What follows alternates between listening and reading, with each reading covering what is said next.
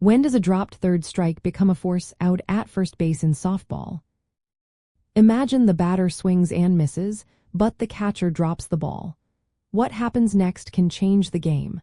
Let's break down exactly when that dropped third strike turns into a force out at first base. First, a third strike is called when the batter swings and misses, or the pitch is called a strike by the umpire, and the ball is not caught cleanly by the catcher.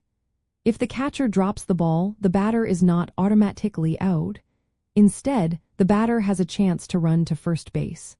But this only applies in certain situations.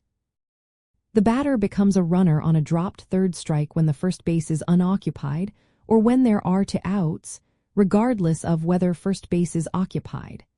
If there are fewer than two outs and first base is already occupied, the batter is out and cannot run to first. This rule stops players from creating unfair double plays. Now, for the dropped third strike to turn into a force out at first base, the batter must actually run toward first base. If the batter does not run and simply stays at home plate, the umpire will call the batter out. Running to first is essential because the force out happens when a defensive player with the ball reaches first base before the batter does. In a typical situation, the catcher throws to the first baseman after the dropped third strike. If the first baseman tags the base before the batter arrives, it is a force out. This is because the batter was forced to run to first due to the third strike not being caught. Another common scenario involves bases loaded with two outs. If the catcher drops the third strike, the batter becomes a runner.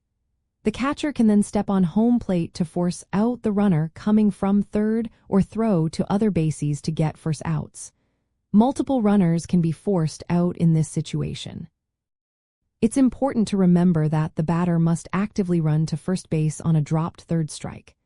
If the batter leaves the dirt circle around home plate without running, the umpire will call the batter out.